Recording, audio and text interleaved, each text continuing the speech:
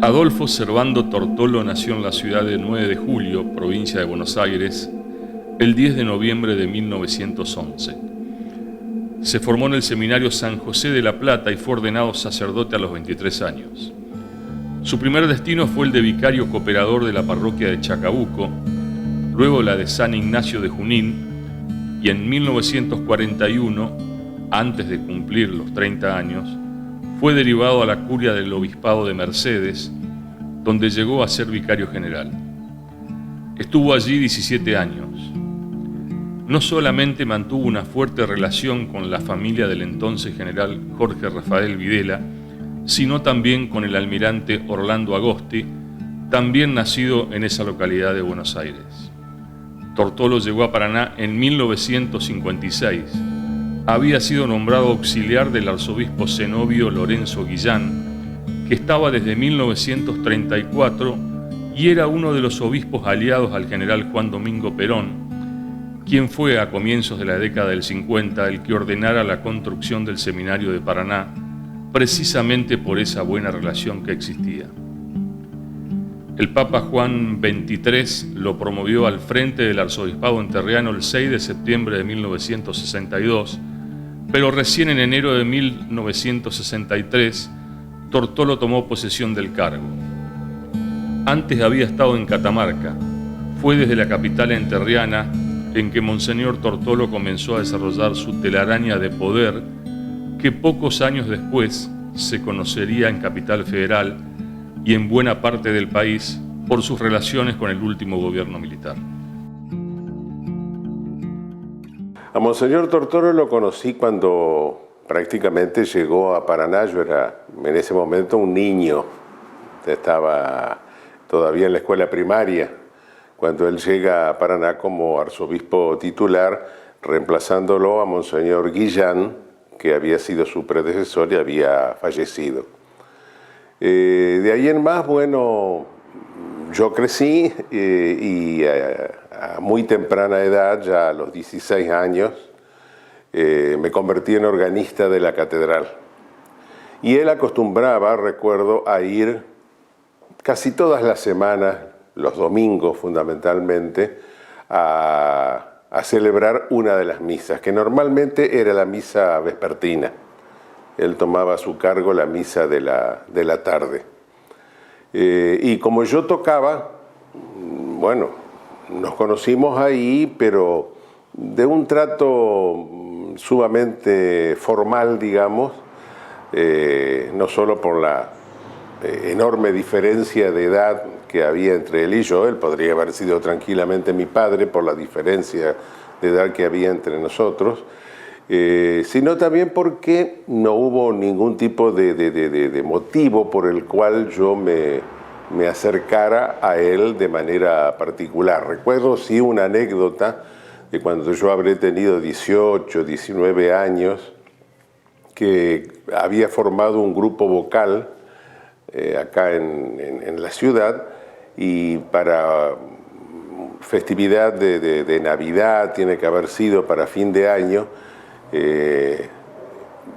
preparé partes de la misa criolla de Ariel Ramírez y de una misa popular, también con ritmos folclóricos, que había compuesto un entonces sacerdote, después dejó los hábitos, el padre Alejandro Mayol.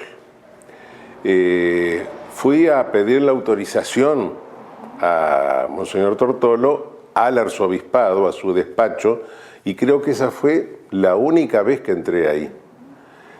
A pedir la autorización porque, como eran ritmos folclóricos, no era algo, digamos, el Concilio Vaticano recién había terminado, o sea, recién se estaban haciendo muchas reformas en el orden litúrgico, de manera tal que era necesario pedir formalmente algo que hoy en día sería impensable, por supuesto, pero hay que ubicarse también en la época. Y recuerdo que me dijo que sí, que bueno, que podíamos cantar esa misa, pero sin instrumentos exóticos como la guitarra. Yo no me reí por respeto a él, por supuesto, pero no dejó de sorprenderme primero y después de causarme bastante gracia el hecho de que hubiera calificado de exótica nada menos que a la guitarra, un instrumento, si se quiere, tan criollo, tan nuestro, tan de nuestro folclore, tan arraigado en nuestro país. Pero claro, era exótico en ese momento, hay que entender las cosas en el momento en que ocurren.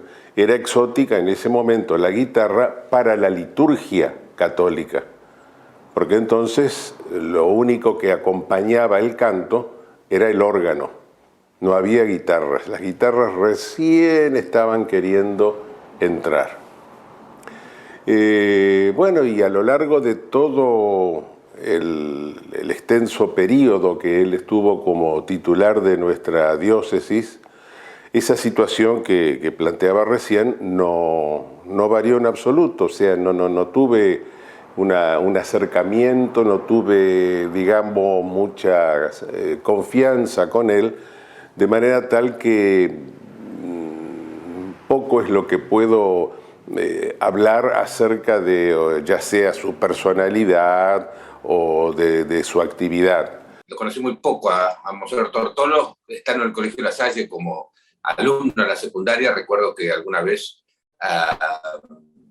fue al colegio, realizó una visita, charló un poquito en el aula con algunos alumnos, esa imagen la tengo. Lo he visto también alguna vez en la catedral, estoy hablando de por allá del año 74, 75, ¿no? Hace mucho tiempo. Después le realicé en el año 76 una entrevista breve para el semanario Skew. Yo era muy joven, tenía 18 años, estaba realizando mis primeros pasos en el periodismo y además en el periodismo de cuestiones religiosas. Así que en lo que se refiere a conocerlo, al trato personal, ha sido muy, pero muy poco, digamos, y ya hace lejos y hace tiempo. No recuerdo mucho en realidad, fue una cuestión de temas muy generales y fue una pequeña entrevista, no era muy relevante la cuestión, ¿no es cierto? Fue una cosa muy circunstancial en aquel momento, y sinceramente ha pasado tanto tiempo que ya ni me acuerdo de los temas que se han abordado, pero evidentemente no tenía un voltaje político, por decirlo así, aquella entrevista, sino que claramente era una cuestión religiosa, ¿no es cierto? Yo lo conocí como periodista. La verdad que no me acuerdo qué día no fui periodista, desde que tengo uso de razón. Pero bueno, la primera vez, el diario Litoral de Santa Fe me solicita que lleve un sobre a la familia Uranga, ¿no? Estaba en el lecho de enfermo el exgobernador Raúl Luis Uranga y su esposa, su segunda esposa, Marta Saldías, una bella mujer que fue profesora nuestra en el Colegio Nacional. Y yo tenía que entregarle un sobre como de ánimo y de fortaleza por la mejoría del doctor Uranga. Era un sobre cerrado firmado por los dueños, directores del diario Litoral de Santa Fe, Enzo Vittori y Riobó Caputo. Y bueno, yo voy, toco el timbre, cuando voy a pasar en el hall se está despidiendo el arzobispo, que creo que había ido a darle la extrema unción, porque a los 2 días de ese día, por acá creo que tengo la fecha, el doctor Uranga fallece. Me dice, ¿cómo le va? Me dice, bien, monseñor. ¿Usted es el hijo de Alberto Trevese? Sí, sí. ¿Usted también es periodista? Sí. Me gustaría conversar con usted en el arzobispado. Dice, usted no es católico, ¿no? No, le digo, soy de origen judío e integrante de la comunidad judía de Paraná. Yo, con la edad que tenía, le dije lo que sentía. Bueno, ese lo espero. Nunca fui. Nunca fui. Y creo que hice bien en no haber ido. Esa fue mi primera intervención mano a mano con él. Sí, me gustaría destacar algo que, por ejemplo, siempre se lo tuvo a él como tradicionalista. Y como tal, como un poco digamos, no digo enemigo, pero no demasiado amigo de las reformas que se introdujeron en la Iglesia con motivo del Concilio Vaticano II. Sin embargo, siempre me llamó la atención, y hoy ya de grande me llama quizás todavía más la atención, la propensión que él tuvo a permitir que en el interior de la iglesia más importante de la diócesis, que es la catedral, se introdujeran las modificaciones edilicias que se hicieron y que significaron, a mi muy modesto entender, el destruir una tradición. O sea, si él era tan tradicionalista, si era tan ortodoxo, ¿cómo permitió eso? Se derrumbó el altar mayor, cosa que no ha existido, que yo no he visto que haya ocurrido en ninguna catedral del mundo. Se derrumbó, se quitó. Primero con la excusa de que el estilo no estaba de acuerdo con el templo, o sea, el estilo de aquel altar mayor era barroco y el estilo de la catedral es neoclásico, de modo tal que supuestamente no pegaba. También se dijo que porque era de madera y ya tenía varias décadas de existencia, por aquel tiempo tiene que haber sido unos 80 años de existencia, la madera estaba en malas condiciones y había peligro de que se pudiera caer. No sé, para mí fueron excusas que se manejaron como para justificar el hecho de cometer eso que para mí fue una tropelía, realmente quitar algo que era propio de la catedral y que realmente no debió haberse tocado. Desaparecieron también los púlpitos, que a nadie molestaba y que no significaban nada malo. Que una iglesia tuviera un púlpito no quería decir que fuera una iglesia retrógrada.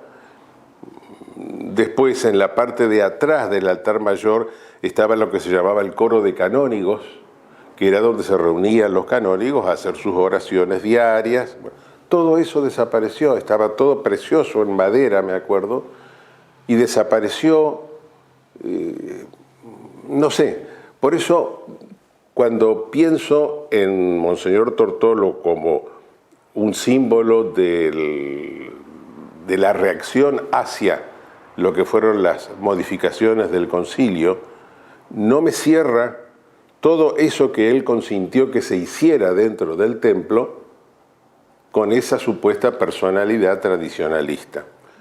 Años después también otro párroco hizo un corralito en la zona del presbiterio junto al actual altar mayor y también afeó el ambiente, lo modificó por completo y todo eso con su aquiescencia, porque en ese momento era obispo Monseñor Tortolo.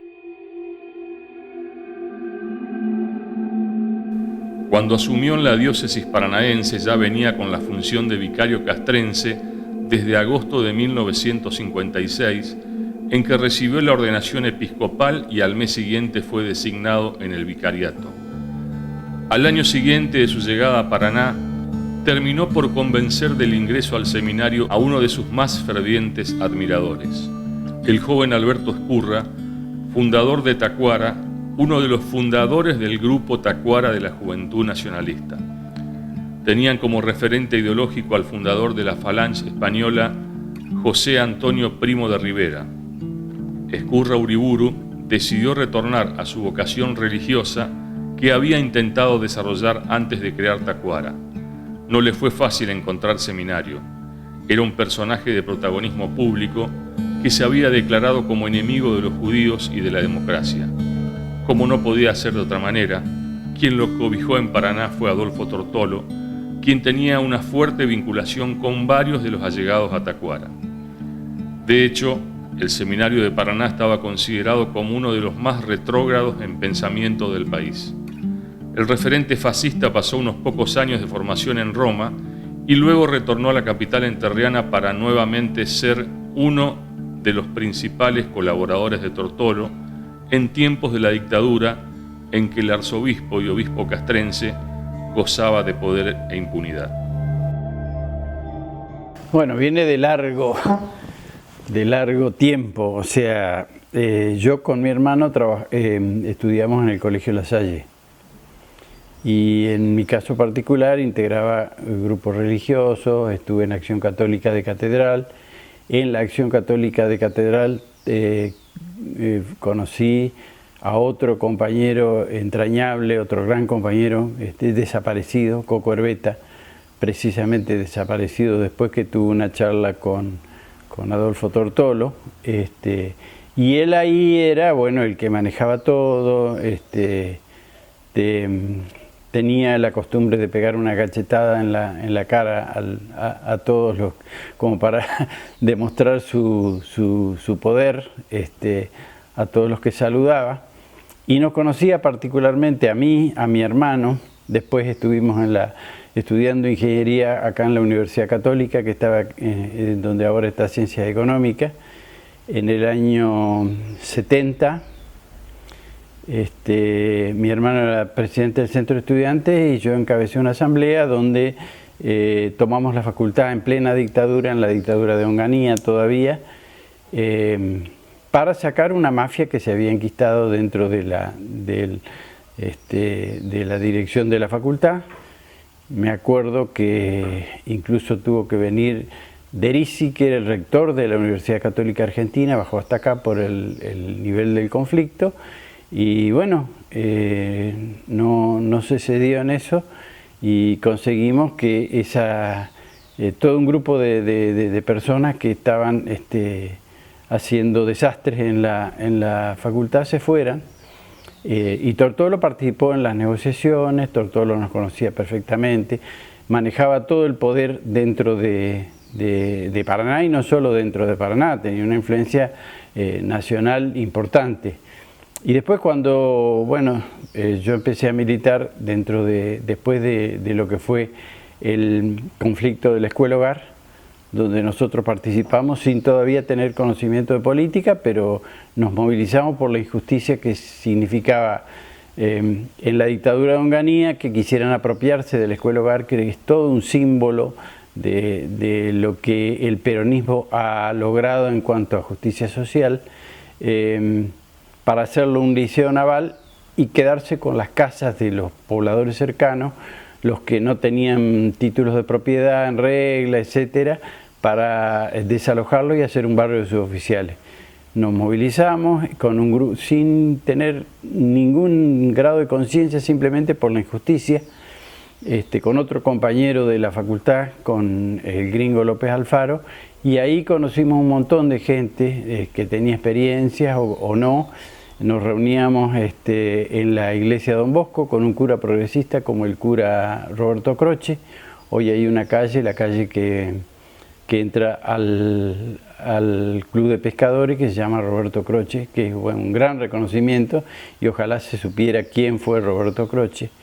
Y conseguimos en distintas movilizaciones, a pesar de ser reprimidos, acá en la Plaza del Bombero fuimos reprimidos por la policía, pero conseguimos que no se llevara adelante ese proyecto de desalojo y de anulación de lo que significaba la Escuela Hogar.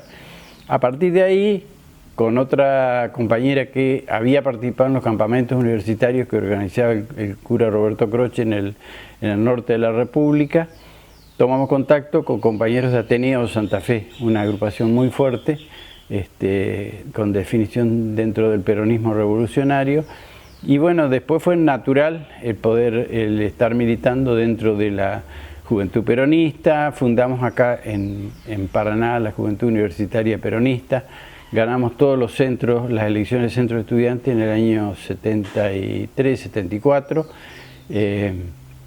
y después, cuando 74-75 empieza a agudizarse la represión acá en Paraná, tuvimos el primer desaparecido, asesinado por la policía de la provincia y por los militares en Paraná en el año 75, que era Pichón Sánchez, y comenzaron a perseguir, sobre todo a acentuarse la represión. yo me tuve que ir, por ejemplo, porque fui a buscarme la AAA en ese momento que existía, a mi casa. Estuve perseguido, año 75, en el año 76 asesinaron a mi hermano en Campana. Él trabajaba en la fábrica Techín, y en septiembre me detienen a mí. Me secuestran, me llevan a la comisaría del Brete. Después me enteré que estaba en la comisaría del Brete. Tuvo 45 días desaparecido. Al final de los 45 días, y con muestras muy grandes de la tortura que me habían efectuado, es decir, sangrando por el vientre, por todos lados, me llevan a la cárcel después al final. Y ahí siguen llevando y trayendo compañeros, era permanente, y compañeros y compañeras que los llevaran a los centros clandestinos de detención y los sacaran de la cárcel. Tenían un manejo absoluto un poder absoluto sobre nosotros. No les interesaba la formalidad y los límites. Como me fui de Paraná siendo muy chico, ya ahí le perdí un poco el rastro. De todas maneras, sí, como periodista, uno puede saber que él, por supuesto, fue presidente de la Conferencia Episcopal Argentina, o sea, el organismo que nuclea a todos los obispos del país por aquel entonces, ¿no es cierto? Principios de los 70 estamos hablando, ¿no? Y él era, de alguna manera, yo diría, el exponente, diría sí, el principal exponente, ¿no? Porque fue presidente del episcopado, de un episcopado mayoritariamente muy conservador, uno de los episcopados claramente más conservadores de América Latina. Se habla, por ejemplo, de Colombia, que era muy conservador, por citar un ejemplo. Y además se daba, y esto quizás una cosa tenga que ver con la otra, ¿no? Porque él llegó a ser obispo castrense. En ese momento no era propiamente obispado, sino que era un vicariato castrense. Él llegó a ser vicario castrense, una cosa muy rara hoy, vista con ojos actuales, un vicario castrense que a la vez era presidente del episcopado. Cosa rara, como mezclar ambas cosas. Hoy me parece que eso sería completamente imposible. Y de hecho, además, si bien él tenía una llegada a los sectores militares, claramente, toda esa gestión del vicariato castrense la llevaba adelante el provicario castrense, ese era el cargo que tenía provicario castrense, que era Monseñor Victorio Bonamín, que, en fin, si vamos por las etiquetas, que siempre es una cuestión riesgosa, pero bueno, uno es periodista y tiende a resumir y a sintetizar fuerte. Me atrevería a decir que Bonamín era todavía más conservador que Tortolo, y tenía, digamos, un trato más directo, por decirlo de alguna manera, con los capellanes castrenses, que estaban dentro de la órbita de aquel vicariato castrense. Después yo tuve la oportunidad de trabajar en el ET14 durante el gobierno de Enrique Tomás Cresto, el abuelo de quien fue candidato a diputado nacional, y con el que logré entablar, a pesar de mi juventud, una muy buena relación con él, ¿no? Me tocaba ir a hacerle entrevistas para el servicio informativo. Me enviaban a mí. Después, entonces, el director de la radio intenta ascenderme, porque dependía de Radio Belgrano en esa época, el T14, si no me equivoco, ascenderme a jefe del departamento informativo en forma interina. Estaba en una reorganización. Había un gran locutor, un hombre de porte bárbaro, que trabajó muchos años en Canal 13 con un programa que se hacía que era de periodistas y animadores, conductores de Paraná, que hacía una vez a la semana, que no simpatizaba con los judíos. Entonces, cuando él se entera, él era un hombre de misa, era un hombre de que antes de ir a trabajar entraba a la iglesia de San Miguel. Después, cuando salía, volvía a entrar a la iglesia de San Miguel. Me llamaba mucho la atención. Todos los días que trabajaba. Lo vi varias veces, y que a mi juicio era una cosa cotidiana. Y él lo llama Tortolo. diciéndole que me iban a nombrar a mí jefe del departamento informativo y que no podía ser. Y entonces Tortolo dice, despreocúpese, supuestamente, y decide llamarlo al director de la radio. Le dice, me he enterado que a fulano de tal cosa, tal otra. Sí. Así es, monseñor, sí, he decidido eso. ¿Y por qué? Porque es muy inteligente. Le dice el director de la radio, equivocado o no, le dice eso de mí. Y Tortolo le contesta, me lo dijo el director de la radio. Y si es tan inteligente, ¿qué necesidad tiene de ser jefe? ¿Se comprende el doble juego de palabras? ¿Para qué voy a ser jefe si soy inteligente? No es necesario. Igual puedo tomar decisiones sin necesidad de ser jefe. Y se paró la designación. Esa fue la segunda vez. Bueno, después vino el golpe de Estado. Tortolo fue 2 veces presidente de la Conferencia Episcopal Argentina. Era un hombre de derecha. Yo creo que él le dedicó mucho tiempo al seminario, y en el seminario había un adoctrinamiento, no solamente de nuevos y futuros curas, ¿no? Que eran novicios en esa época, ¿no? Que van empezando desde abajo. Hubo muchos que lo admiraban, que estudiaban ahí, que lo admiraban, venían de distintos lugares del país a estudiar ahí. Y una vez, cuando ya faltaba poco tiempo para el golpe, 6 meses antes, en diciembre de 1975, él como presidente de la Conferencia Episcopal Argentina y vicario general castrense, anunció un inminente proceso de purificación. Después del golpe de Estado advirtió, o sea, a los 6 meses, advirtió que los principios que rigen la conducta del general Videla son los de la moral cristiana. Cuando el país era un gran campo de concentración, defendió la tortura ante sus pares con argumentos de teólogos medievales. ¿No? Yo por ahí me acordé hasta de los templarios, que son del siglo XI, XII, XIII, que si no te convertías te mataban, en línea general. Bueno, uno le tenía temor. Así como le teníamos temor los periodistas jóvenes al general Juan Carlos Ricardo Trimarco, le teníamos temor a Tortolo, ¿no? Siendo, digamos, el padre espiritual de toda la capital de Entre Ríos. Monseñor Tortolo fue uno de los grandes anunciadores de la profundización del terrorismo de Estado en la Argentina.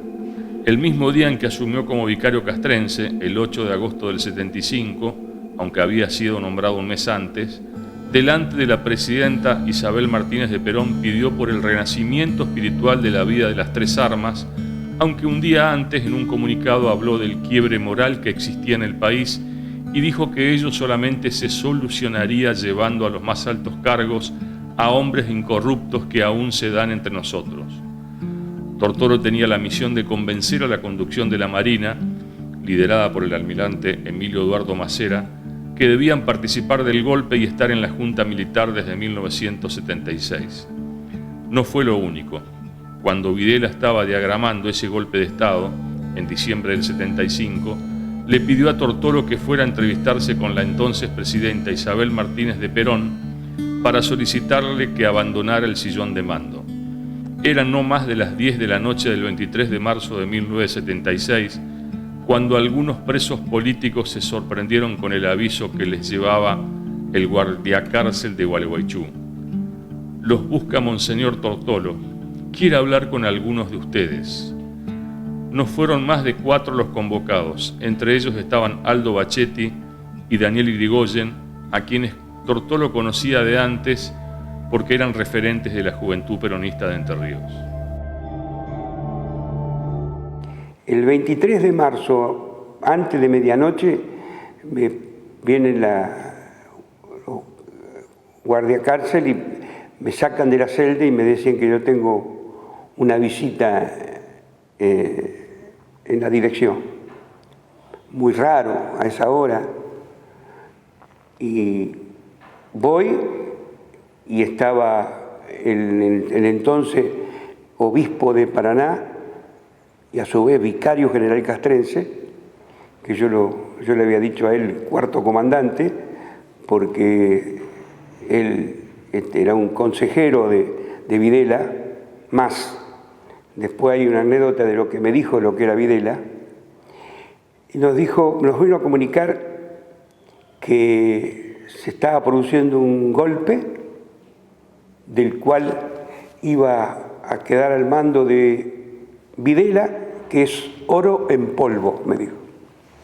Y que si nosotros nos portábamos bien, no flameaba la bandera roja, para lo cual creía que nosotros éramos comunistas, pese a que él sabía que éramos de militancia peronista. Primero iban a tirar a matar y después al aire.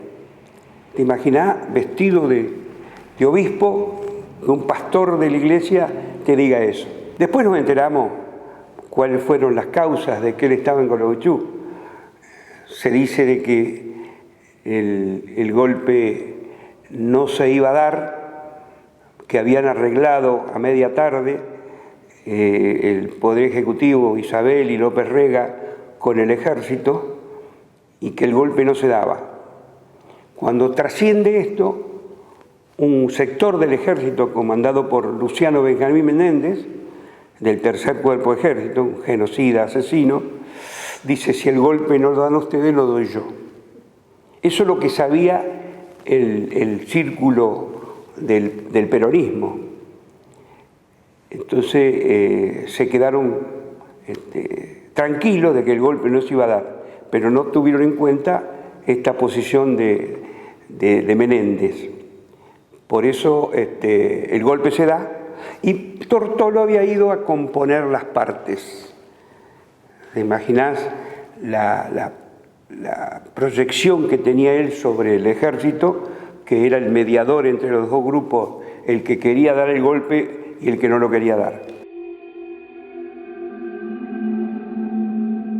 Tortolo cumplió su cometido, saludó uno por uno a los que los recibieron en la cárcel de Gualeguaychú y se fue como llegó a la unidad penal.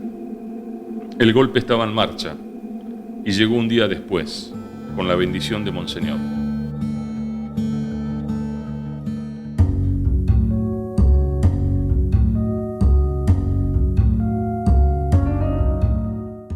Tómbola. Tómbola. Tómbola. El juego de siempre ahora en su nueva modalidad tómbola.bet.ar. Apostá tus números desde tu celular y jugá tu suerte online con tómbola.bet.ar de IAFAS.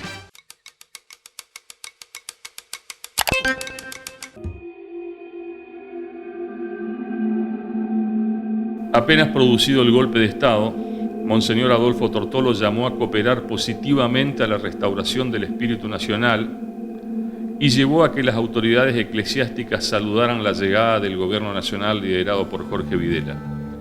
Lo hizo en un reportaje realizado en Paraná y publicado por la revista Gente de la editorial Atlántida. El vicario castrense también hizo su aporte al celebrarse la Semana Santa. En un mensaje pascual fue muy claro con respecto a su alianza con el golpismo. Si vamos a orar, la oración es el arma permanente del cristiano. Tenemos muchos problemas en la Argentina que esperamos con la gracia de Dios superarlos, pero esta batalla también hay que ganarla de rodillas, es decir, rezando. La Semana Santa entonces nos invita a la oración, pero luego nos expone toda esa cantidad de sentimientos maravillosos del alma de Jesucristo, el perdón de las injurias, el tender inmediatamente puente con sus perseguidores, el no crearles dificultades a quienes están dispuestos a matarlo. Su inmensa paciencia, su mansedumbre, son todos aspectos extraordinarios de los últimos días de la vida de Jesús. Y eso ayuda también para recomponer nuestros sentimientos, porque todos tenemos algo de fiera en el alma, y ciertamente todo esto tenemos que superarlo, y el ejemplo permanente es Cristo con su vida, y en este caso con su pasión y su muerte.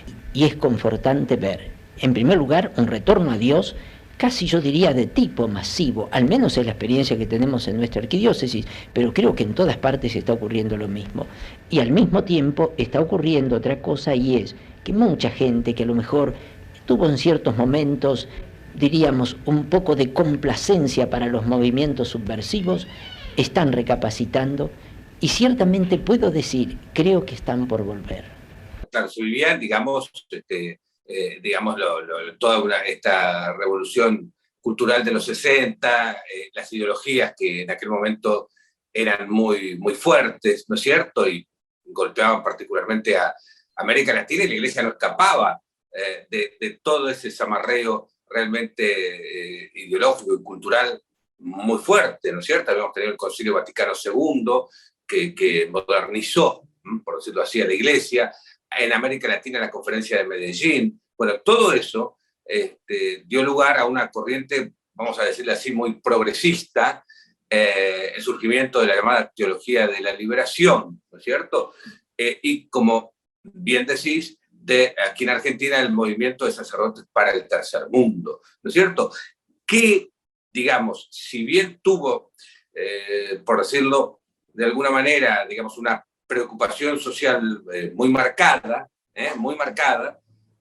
también tuvo problemas porque, digamos, algunos tomaron, digamos, un cariz, algunos miembros, muy en la tónica de una lectura muy marxista, de un análisis marxista de la realidad como era parte de la teología de la liberación.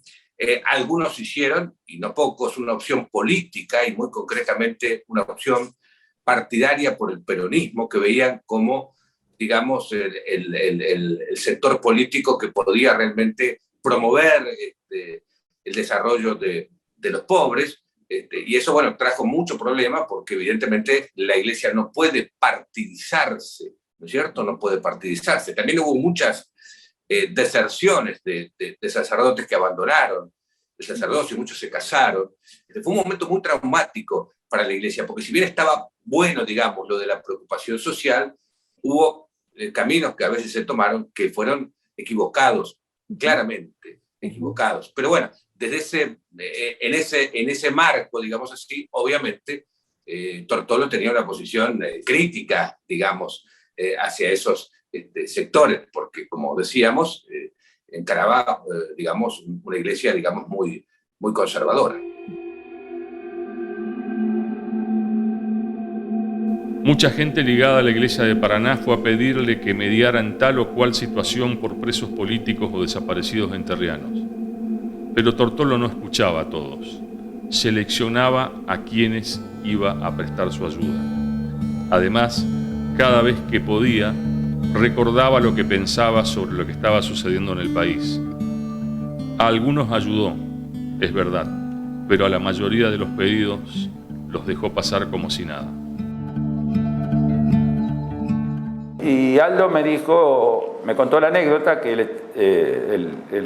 los padres de él lo hablan al cura párroco de Laguna Paiva, donde ellos vivían, y le dice: mire, mi hijo está preso en la cárcel de Resistencia. Y nos llegan informaciones que en cualquier momento no está más. Y entonces, si usted puede hablar con un señor Tortolo. El párroco lo llamó a Tortolo, le dio explicaciones, le dijo que era una familia muy creyente, religiosa, vienen todos los días, etcétera, etcétera, buena gente. Y Tortolo lo llamó a Trimarco, y Trimarco lo mandó a buscar, y lo trajeron un tiempo acá a la cárcel de Paraná, y bueno, charlando con Aldo, me dice: vos sabés que cuando me dicen que quiere verme a mí Tortolo, yo no entendía nada. Me dice. Yo estaba medianamente tranquilo acá. Y la frase que me quedó clara a mí que dijo fue que Tortolo le dijo, cuando le dice: monseñor, ¿qué hace usted por aquí? Y quería conocer la persona a la que le salvé la vida. A mí me quedó grabado como que él era el dueño de la vida y de la muerte de cualquiera de nosotros. Militemos política y no militemos en política. Yo creo que debe haber hablado por más de uno, porque había familias muy vinculadas a la iglesia que los hijos fueron rebeldes, digamos, vamos a llamarlo así, progresistas, idealistas.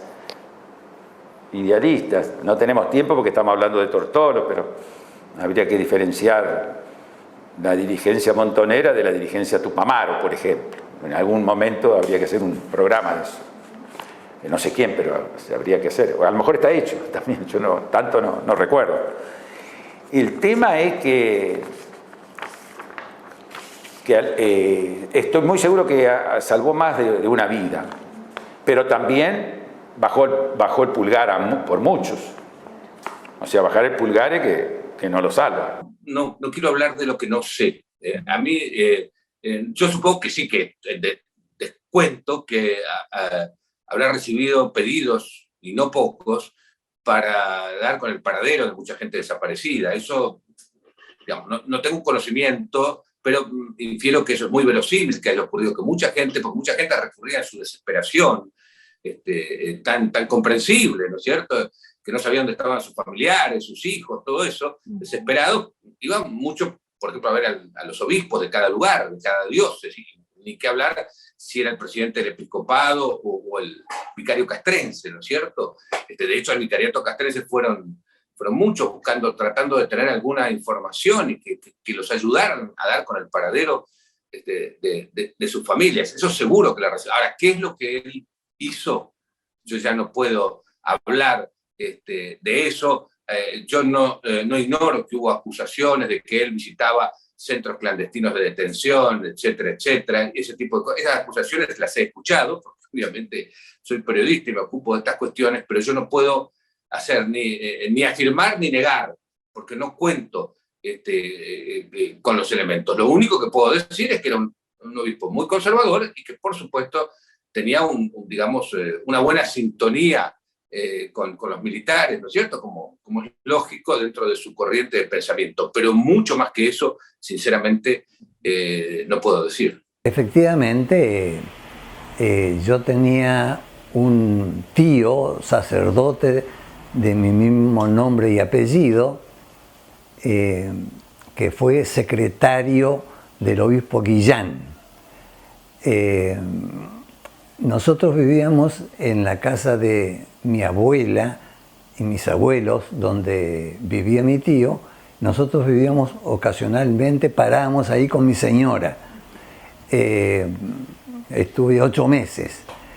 En el transcurso de ese tiempo hubo un almuerzo preparado por mi tío, al que fue invitado Tortolo, junto con otros sacerdotes.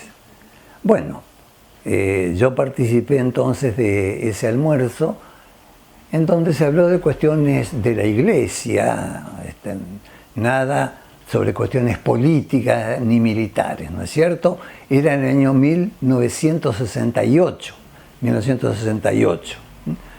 cuando ya Tortolo era, por supuesto, arzobispo de Paraná, y en el año 75 va a ser designado vicario castrense. El cargo de vicario castrense es un cargo institucional. Es funcionario del Estado como vicario castrense. Incluso cobran el sueldo de general, ¿no?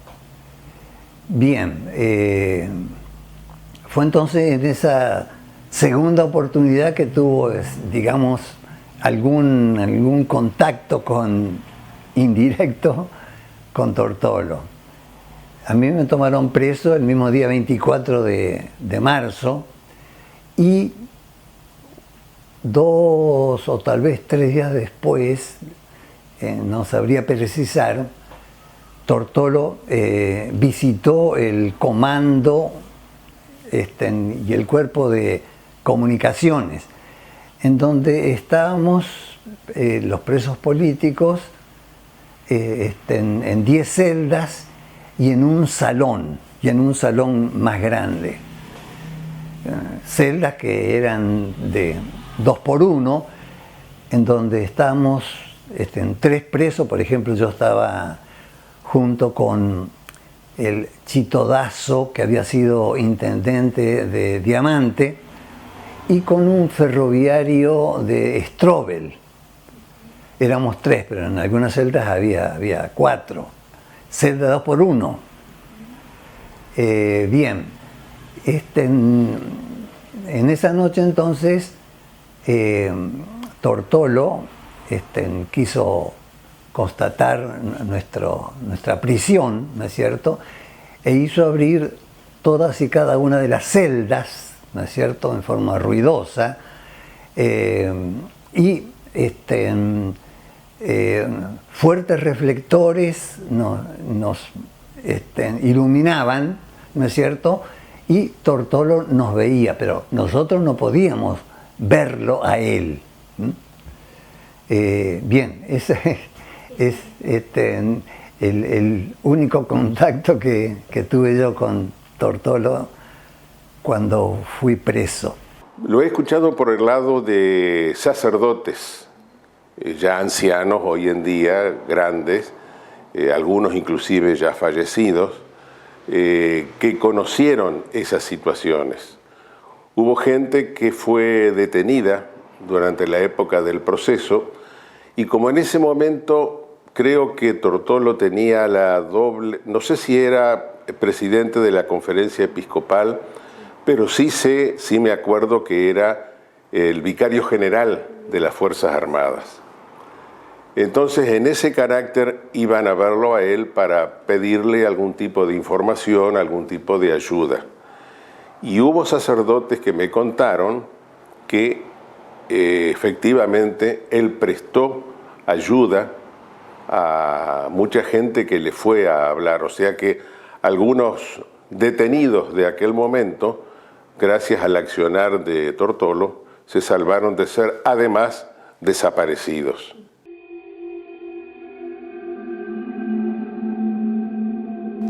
El 17 de octubre de 1977, cuando Tortolo clausuró la Semana de la Religión y la Moral en el patio de armas del Escuadrón de Comunicaciones de Paraná, o sea, en el sector que más detenidos y torturados había y delante del comandante de la Segunda Brigada de Caballería Blindada, el general Abel Teodoro Catuzzi, y de los ministros del Poder Ejecutivo de la provincia, Tortolo fue contundente. Vosotros tenéis 2 alternativas. O sois fieles o sois traidores. No cabe otra alternativa en la vida espiritual, como tampoco cabe otra alternativa en la visión de la propia patria. O la amamos de veras o la traicionamos, señaló el arzobispo. Las palabras de su homilía fueron amplificadas por los altavoces que se habían colocado en cada rincón de la unidad militar, de manera que ningún detenido se quedara sin escuchar. Ahí en el año, a fin del 76 o principio del 77, Tortolo nos va a ver a la cárcel. Y bueno, se le cuentan lo que habíamos pasado en la tortura, incluso le mostramos las señales de la tortura. No dice nada, o sea, simplemente una charla nada más. Y cuando terminó la charla, el director de la cárcel, que era un suboficial Apelan, que hoy está condenado, pero gozando de los beneficios de la prisión domiciliaria que muchos genocidas están gozando y que no sé si respetan esa prisión domiciliaria porque salen cuando quieren. Acá hay otro genocida que está por la zona del Parque Urquiza que también pasa lo mismo. Nos sacó y nos dijo que si volvíamos a decirle a quien nos visitara o a mostrarle lo que pasaba o a mostrarle las torturas, nos iba a aplicar la ley de fuga. La ley de fuga es fraguar una fuga y fusilar, lo que hicieron con un montón de compañeros en las distintas cárceles, sobre todo en la unidad 9 de La Plata, en el Pabellón de la Muerte, en muchos otros lugares. Pero bueno, se sabía entonces que Tortolo jugaba un papel central, fundamental en esto, es decir, era la cabeza visible de la pata eclesiástica de la complicidad, porque la dictadura tuvo varios rostros, el aspecto represivo militar, militar, policial, de fuerza de seguridad, gendarmería, prefectura, etcétera, las policías provinciales, que eso en muchos casos lo pudimos juzgar. Nosotros desde mucho tiempo ya, desde el año, en mi caso particular, el año 82, que venía denunciando lo que sucedía. Ayer se pudo obtener la sentencia para Marino González, de quien se sospecha que era uno de los represores que aparecía en la tortura con el nombre de Ramiro, con una voz muy fuerte, muy potente y con mucha ferocidad en la tortura. Pero los civiles que hoy conforman la cúpula empresaria que nos está azotando en el país no pudieron ser juzgados. Blaquier fue protegido cada vez que se lo quiso juzgar. El director de la nueva provincia tiene su hijo, su sobrino o pariente diputado por el PRO, Mazot. Entonces es muy difícil por el poder que gozan ellos llegar a juzgarlo. Y en el caso de la Iglesia fue fundamental el papel que ellos jugaron también, porque Tortolo fue quien acordó, y la cúpula de la Iglesia, Bonamín, etcétera, los principales dirigentes acordaron con los militares cuál era la forma de deshacerse de los desaparecidos, que significaban un problema porque al principio comenzaron quemándolos, incinerándolos, y no les alcanzaba con la cantidad de presos y de desaparecidos que había en los centros clandestinos de detención. Y entonces acordaron que la forma más humanitaria, muy entre comillas, era tirarlos vivos al mar, y así surgen los vuelos de la muerte. El papel que jugó la jerarquía de la Iglesia persiguiendo a sus propios curas, persiguiendo a los propios curas.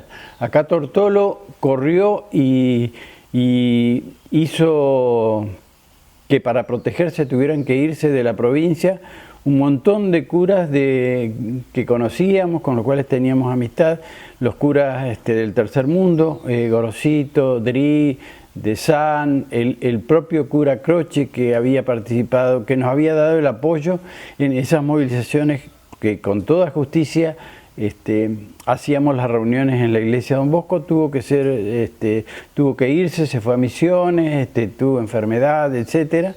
Y fue perseguido como muchos otros, aparte de todos los que en el país desaparecieron, es decir, el caso de Angelelli, el caso del obispo de San Nicolás, etcétera, todos los que fueron perseguidos, incluso eliminados, sin que la jerarquía diera siquiera una voz de protesta. Ellos sabían absolutamente todo lo que estaba sucediendo. A mi señora, por ejemplo, en alguna reunión después de que yo estaba detenido, Tortolo le justificó, lo conocía perfectamente mi hermano de mucho tiempo. Además, mi hermano era amigo de Asensio, que era el ingeniero Asensio, que era hombre de la Acción Católica, destacado, había sido decano de la Facultad de Ingeniería, así que lo conocía mucho. Y le justificó con la versión que dieron los militares el asesinato de mi hermano. Él no tenía ningún cargo de conciencia. Ustedes saben que desde un principio, por trascendidos primero y en forma indirecta o directa después, se supo de la prisión de los militantes políticos de izquierda, subversivos, marxistas y peronistas, ¿no es cierto? De la JP, por ejemplo, y ni qué hablar del ERP, ¿no?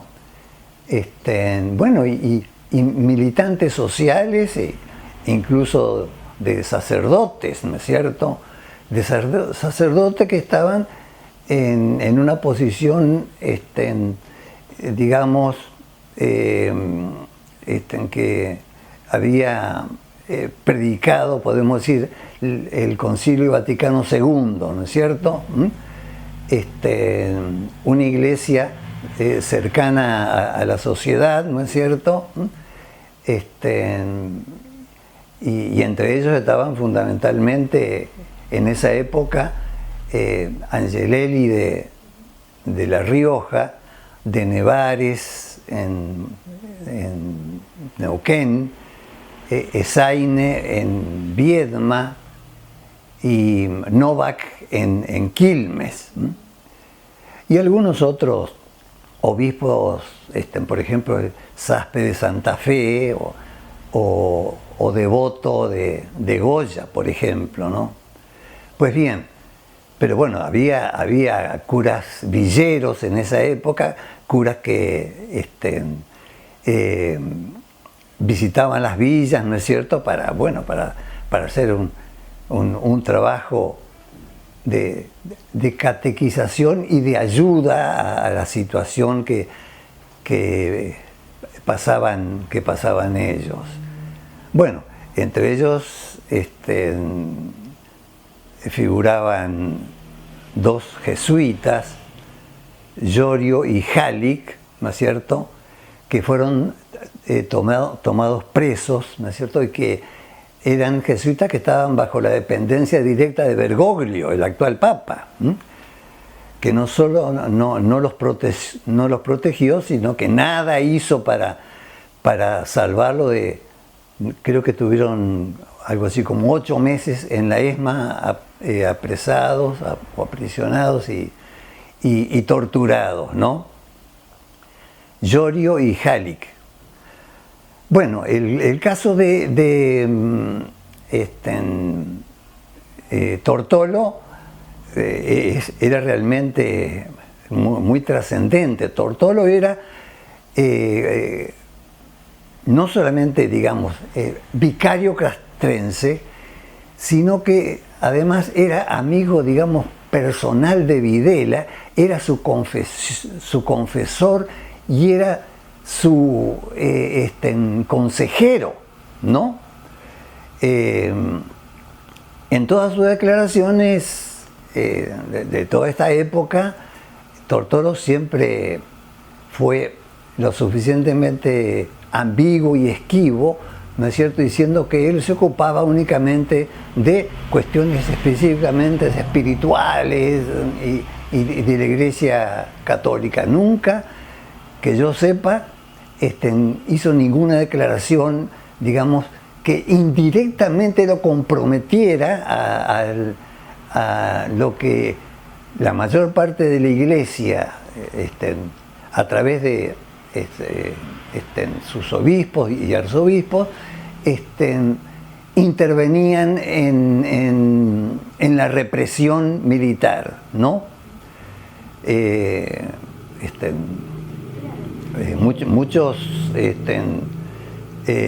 Algunos miembros de la Iglesia muy importantes, como von Bernick, por ejemplo, fueron acusados y condenados, ¿no es cierto? Tortolo, por el contrario, él se salvó completamente de otras acusaciones más directas, ¿no? Y estaba un compañero, no me acuerdo los que estuvimos ahí en ese momento, pero estaba, bueno, puede haber estado Ricardo Godoy, que es un compañero que también tuvo participación en los grupos católicos de la militancia proveniente de la Iglesia y que tuvo en la tortura 2 paros cardíacos. Estaba Zapata, un compañero Zapata de Diamante. En alguna de las entrevistas con Tortolo estaba, creo que puede haber estado Aldo Bachetti también, o Richardet. Es decir, éramos muchos los que estábamos en la unidad penal en ese momento, porque estaba absolutamente llena, hasta que después hicieron la primera farsa que nos hicieron, que fue el Consejo de Guerra, y después al tiempo nos llevaron a las cárceles más inhumanas, más difíciles para nosotros en el tratamiento, que eran Sierra Chica, Devoto, Coronda, Gualeguaychú, algunos muy pocos porque después fueron o hasta Chaco y en algunos casos a Rawson, con un tratamiento que siguió durante toda la dictadura siendo inhumano, siendo realmente para aniquilar a los que estaban ahí. La pasamos muy mal en esas épocas. Pero me acuerdo, por ejemplo, porque no todo fue negativo, del papel que jugaron algunos sacerdotes que se la jugaron realmente, como el cura Metz, que estuvo de la parroquia del Carmen, que era muy amigo y conocido de Coco Herbeta. Y tal vez por intercesión de él, y como Coco era un militante destacado de la Acción Católica, lo llevaron una noche a hablar con Tortolo. Y al día siguiente, porque yo no lo llegué a ver, porque a mí me llevaron a los calabozos en comunicaciones, unos meses después me secuestraron. Pero a él lo llevaron en agosto, al día siguiente de verlo a Tortolo, lo sacaron de los calabozos, lo llevaron a una sesión de tortura y en esa sesión de tortura lo mataron. Después quisieron fraguar una fuga, pero realmente como para que darse uno cuenta del poder absoluto que tenían y de la impunidad. Porque uno podría pensar, bueno, lo vio Tortolo, estuvo hablando con él y está protegido. No, su vida no valía nada, no valía nada. Todas, yo creo que fueron a verlo porque en el caso de mi esposa y en el caso de todos los que estaban detenidos, y removieron cielo y tierra tratando de, más cuando el tiempo que estuvimos desaparecidos, tratando de encontrar a alguien que les diera alguna explicación, algún lugar, alguna protección para aquellos que estaban desaparecidos. El caso de Claudio Fink, que desapareció en agosto también y que nunca se supo de él, nunca se lo vio en ningún lugar. El caso de Coco, sí, que a su familia después la amenazaron cuando quiso reclamar por la aparición de Coco o el tener el cuerpo de él. Quienes fueron desaparecidos, todos acudieron a tratar de entrevistarse con Tortolo y en todos los casos con mucho cinismo los recibía, hablaba maravillas de Videla.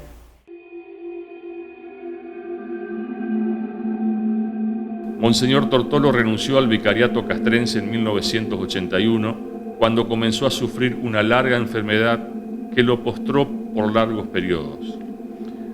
Estanislao Esteban Karlik, oriundo de Oliva en la provincia de Córdoba, fue nombrado arzobispo coadjutor de Paraná en enero de 1983. Tortolo falleció el 1 de abril de 1986 a los 75 años. Fue enterrado en la Catedral de Paraná, a los pies del altar de la Virgen, en una ceremonia de la que participó toda la cúpula eclesiástica nacional. Monseñor Karlik asumió como arzobispo de Paraná a los pocos días. El carisma de Karlik fue desplazando paulatinamente a la oscura imagen de Tortolo. Como un obispo realmente muy conservador, ¿no es cierto? Si lo queremos ver desde la perspectiva estrictamente política, ¿no es cierto? Como un obispo muy conservador, que digamos, para los tiempos que hoy corren, realmente ya no sería ciertamente lo mejor para la Iglesia. Desde el punto de vista pastoral, religioso, ¿no es cierto? Bueno, cada uno podrá contar en aquella época cómo le fue y si realmente, digamos, por ahí tuvo algún acompañamiento pastoral que pueda valorar. Creo que en el año 81 dejó el vicariato, ¿no es cierto? Porque no estaba bien. Sé que, bueno, dicho de otra forma, estaba mal, ¿no? Pero creo que entre otras cosas, no estaba bien mentalmente, ¿no? Y lo que ha trascendido es que antes de su muerte deliraba, ¿no es cierto? Deliraba, y decía, entre otras cosas, de que sus parientes, sus familiares estaban detenidos, ¿no es cierto? Un delirio total, ¿no? Así terminó, que yo sepa, por las referencias que he tenido, algunas bastante directas, que murió así, lamentablemente, delirando, ¿no? La figura de Tortolo nunca fue reconocida en nuestra provincia ni en el resto del país. El hombre que tanto poder acumuló durante casi toda la dictadura se quedó en medio de una inmensa soledad durante su enfermedad y de esa manera recibió su muerte rodeado de los fantasmas de los desaparecidos, a los que nunca quiso ayudar, pese al insistente reclamo de sus familiares, quienes aún siguen llorando sus ausencias.